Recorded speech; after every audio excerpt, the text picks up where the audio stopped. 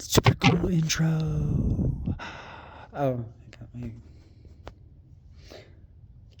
So I'm getting to like the more emotional part that has to segue into more story. And like I guess they can tell me their side because there's two sides to every story, isn't there, male Kelsey? So when I got out, my ex-boyfriend Alexis was there. And we had gone through some stuff where I tried to break up with him because we weren't really working out sexually. And he told me no. And I tried to tell him yes, and that I wanted to move on and pursue other things. Mind you, we were both very young, and you think that'd be reasonable, but I guess not. I tried to move on with a guy named Parker. Alexis did not make it easy. Kept acting like Parker stole me from him. And I was like, no, I was already breaking up with you. I found interest in Parker. I don't know what your fucking problem is. And I tried to let him down easy. It wasn't even just, I was like, get lost, faggot. I'm gay, I can say it.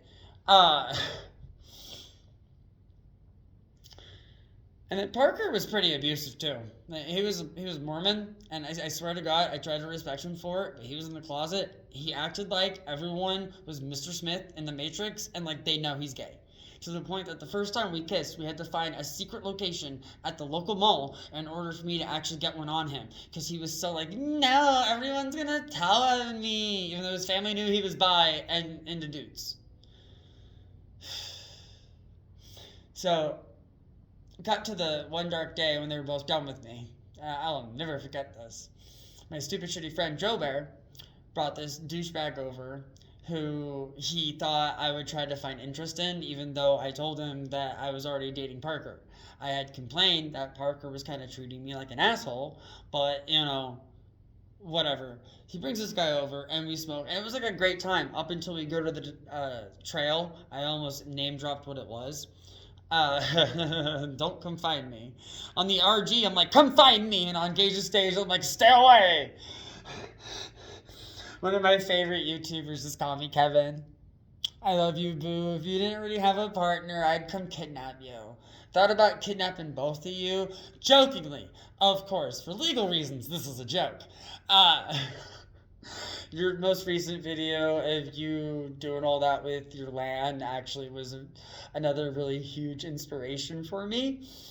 Because like you were like wanting to step away from making videos, and then you were still doing fun videos, and then you're like, I'm outside, we're part of the cowboy club, like, yeehaw, I'm part of the cowboy club too. I would have shown up in like a drop of a hat, and I probably would have brought snacks.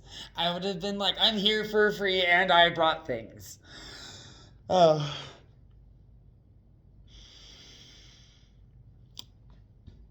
So yeah, this douchebag before he went on the walk tried to force the kiss on me, and I think that's why he got upset with me. And before I could tell him that I have a boyfriend, my stupid shitty friend comes in, and yeah, maybe I should have still said something, but the moment was gone, and I kind of forget and move on. It's a thing. It's a fucking thing. Shout out to fucking Torin. There's so many things that I'm learning from him and his mom in my own research, and it's actually like becoming like really inspiring and eye-opening, and it like almost makes me want to start crying, like with this stupid story. Stupid fucking story that I wish I could forget, and I don't forget anything except my meltdowns. I completely forget about my meltdowns.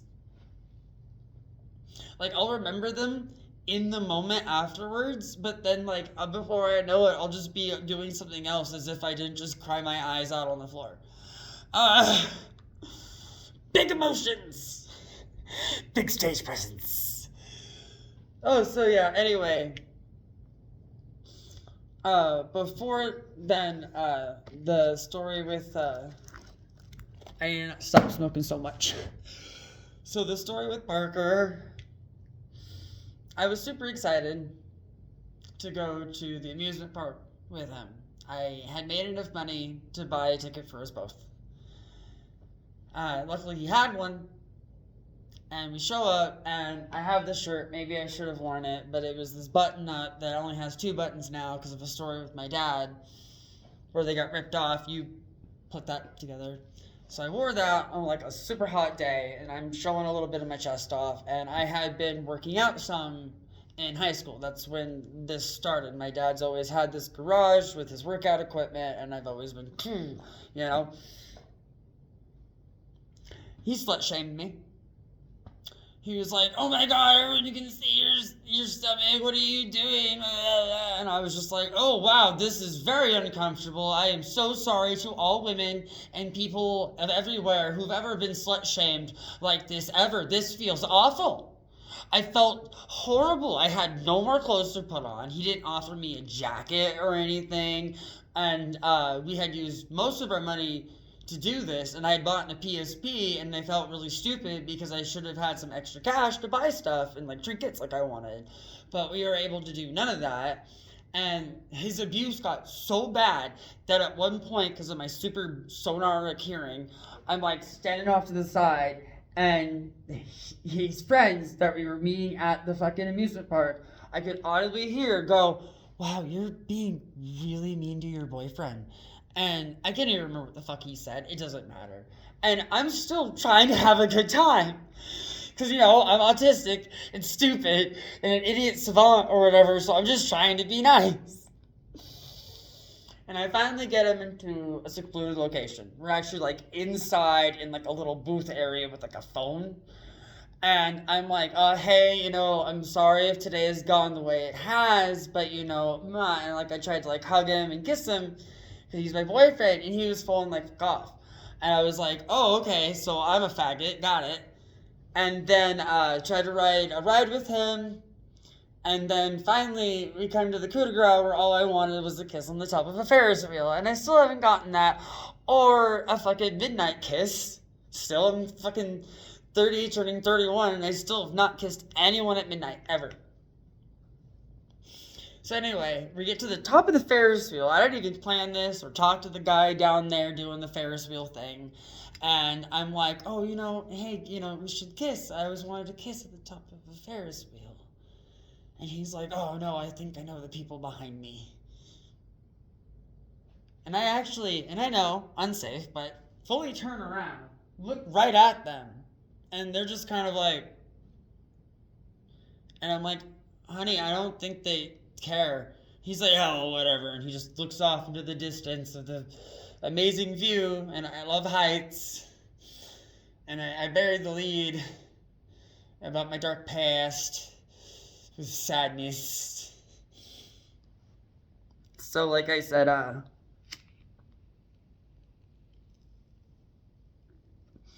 Alexis was there when I got out, and when I woke up the next day after I fell asleep with him on me, he was never in my life again. And now every time I try to contact these people, I'm a demon. Ethan and his parents did that to me too. Up until I tried to get closure from him, and it didn't feel any better. And I don't know why these people have to hate me. Like, you would think I literally got on all fours like a cat and just started hissing at them, or I am like some sort of carnivorous beast that was like trying to eat their flesh. Like, I was the zombie. That was actually one of like the focal points of my growth from all of this for 2026 was the fact that I was like, I'm not the zombie. If anything, I'm like the last survivor. Oh, shout out to that game. Awesome, amazing game. My hands are getting cold. I'm gonna put them in my pockets. So, yeah, when I was a kid, I had to be there for everyone, do the laundry, do the house chores. Mom was not doing good, you know, so I had to buck it up. Couldn't really hang out with my friends too much. Didn't really want to bring them home because, you know, dealing with that.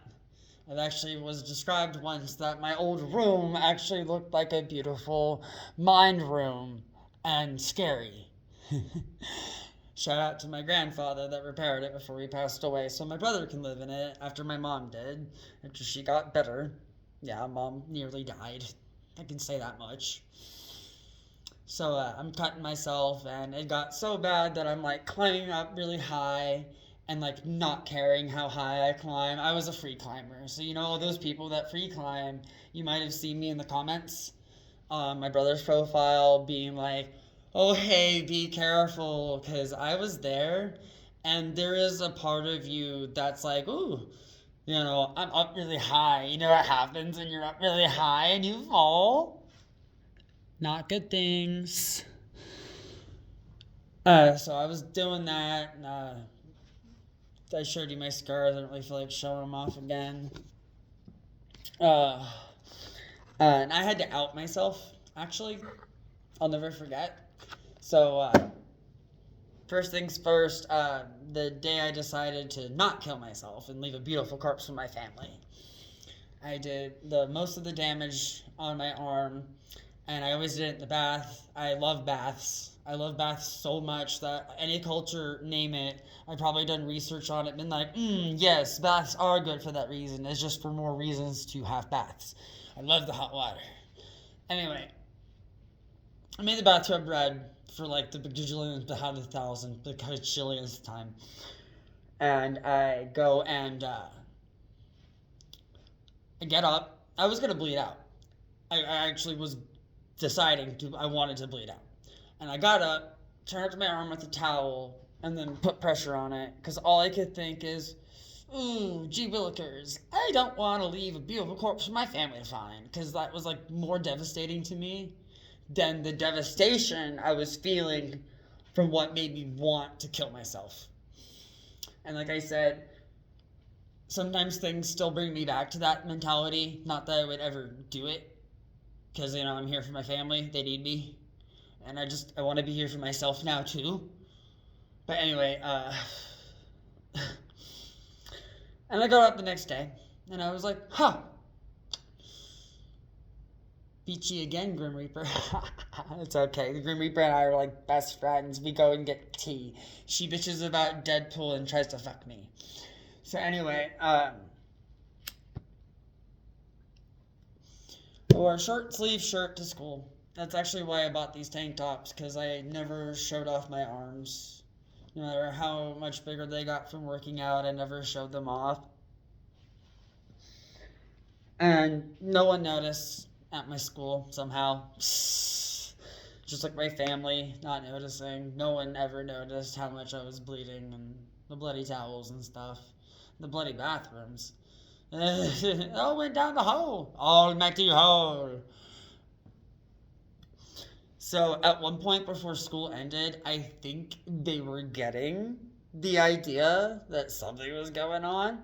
So I outed 360. I would always cut class since elementary school. I used to go chill in the library in elementary, chill in the library in middle school, and in high school, I used to just leave. I used to go smoke weed at the hill where they called me Boots, and everyone was super nice to me and chill because they knew I was super nice and chill and chatty. Like, I always get a conversation going. So anyway, what's my agoraphobia? Oh, before this ends, I guess I'll end this here and then continue talking about that afterwards. So I've always dipped. I will literally just be like, I do not vibe. I've gotten so much better at telling people this. And only just recently did I realize it kind of counts for online and talking with people too. People have completely construed it as like nefarious things, and I'm like, no, dude, I just like do not vibe with what's going on, and for my mental health I need to not hyperfixate and go, right? Because that's one of the good things about me basically being conditioned to be neurotypical, because I am like a neurotypical neurodivergent, because that is basically the whole shtick. People put masks on me and masks on me and masks on me, and they're like, no, you have to be like this, you have to be like this, you have to be like this. And as an artist, I've always taken that and interpreted it to my own artistic interpretations. And I can seem kind of scary for people. Like, I have one of a plague doctor, I have one of a guy with a bag on his head with my smile carved into his face. And it's like I've been trying to tell people how I feel through my art my whole fucking life, and people are like, no, you're psychotic, here's more fucking geodone to medically lobotomize you.